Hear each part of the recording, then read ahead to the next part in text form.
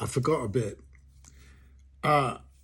We have thought that we were progressivism itself, that Western civilization is this by definition, that humankind is progressing under our guidance, that the recent elections in the West, falling back as it seemed on old bad European themes of supremacy, need repelling, and that this action will be progressive, natch, that we are progressives. But no, it ain't we, babe. The sooner we get this silliness under our belts, the sooner we can get to the work that needs doing. You see, there's a great line. Claudius tries to repent for killing his brother.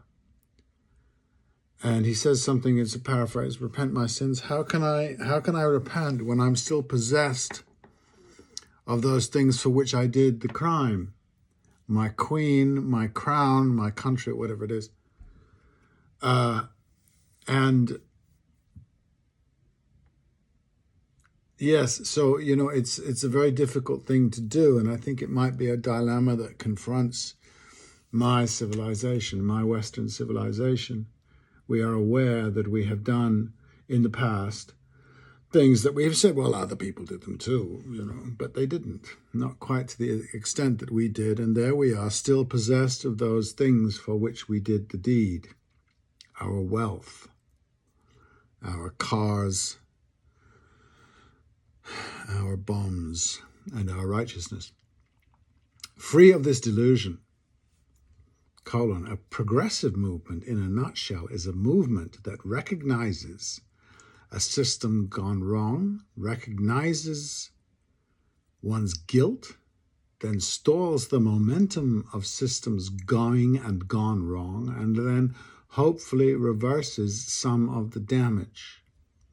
A movement specifically that will try to realign our relationships to the natural world, to each other, to the cultures we have made enemies of because our system needs enemies where none are really. Reclaiming and overhauling a Western civilization that has been reckless and belligerent for as long as it has assumed it was ascendant, progressive, that in fact dates its birth to the birth of this belligerence. This is very common. Civilization is often dated to battles won. The Western one, the Age of Adventure, if you like, or the Industrial Revolution, or the First Crusade, all connected and revised to look good where they were not at all.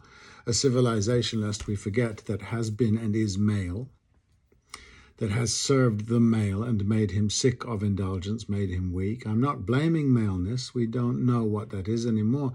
Only ill maleness, sick maleness, symptom, our acceptance of genocide. At least. In the last election, there was not a progressive choice. Sorry, dears. People who think otherwise really have to look at what they did, what that means. We've been gripped by amateurs telling stories we needed to hear, and we love being victims culturally, religiously. The end is nigh, we cry.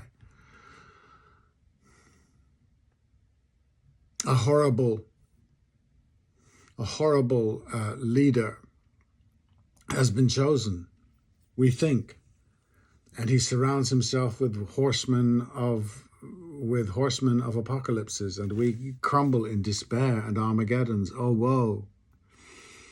No Apache, we. Was there ever one, a progressive civilization? If we look clearly at the Western promise and then its reality, its vaunted superiority, it falls apart. All that's left is the propaganda and the acceptance of genocide.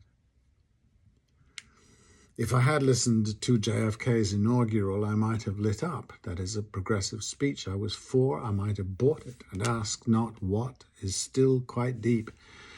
It sounded like common sense to a 4-year-old. 60 years down the road, the promise is not fulfilled. The sense is not common. We have made a place where we ask only what we can do for ourselves.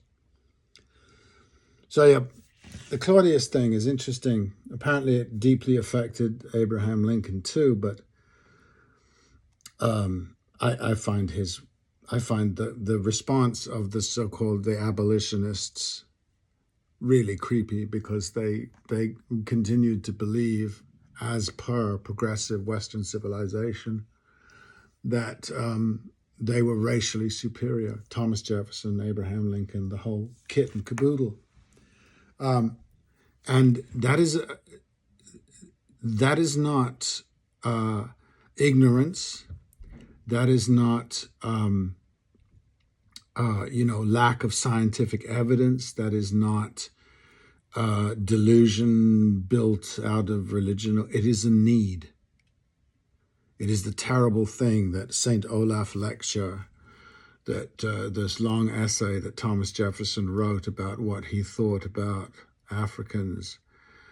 He needed to believe that. He needs to believe that. People who are any kind of elitist, racist, misogynist, it's a thing that they need, and until they free themselves of that terrible need. And so I say, having heard on a podcast somebody say, like they do in a droll fashion, well, you're never gonna win the working class vote, and talking about reparations. Reparations is what Claudius is talking about. How can I repent? What must I do in order to cleanse myself of this crime? Yeah, I mean, I suppose you can do what America does and says that it's not a crime. In fact, we need to be forgiven because we are this great experiment, and they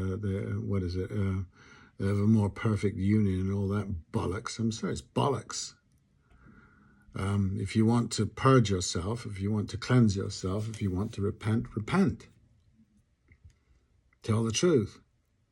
And the assumption in this mention in this podcast, this trope, was that we podcasters, we Ivy League graduates, can do this, right? And the current U.S. demon, if they're not demonizing Russians, or they're not demonizing Vietnamese or Muslims, they're certainly demonizing their own working class, is that they will be the sticking point. They will be the ones who will say no. And trust me, it'll be the billionaires, because they will be the ones who will have to pay. In the great scheme of things, we can't afford you any more billionaires. You've had your run. It was always based on a horrible, horrible inequality. And we claim in our magic papers to have moved beyond that. Well, let's actually do it. You don't deserve all that dough, and there are other people to whom it can go that would make a huge difference in their lives. But mainly, the point being that, as with a human being, psychologically, to acknowledge a crime committed, acknowledge an inequality made law, an acknowledgement that is a very, very good thing to do, and an atonement. There are other things. There's plenty of other stuff to be getting on with. I mean, what we've done to the planet. We have done this to the planet. Our systems. I'm pondering it. I don't know if it's true, but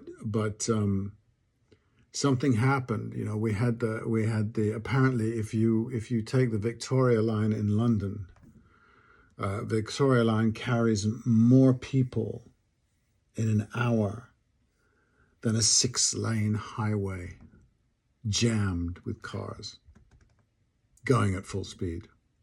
Just consider that we went from the smoky coal fuel that drove our trains, and now we drive cars. and we're boiling.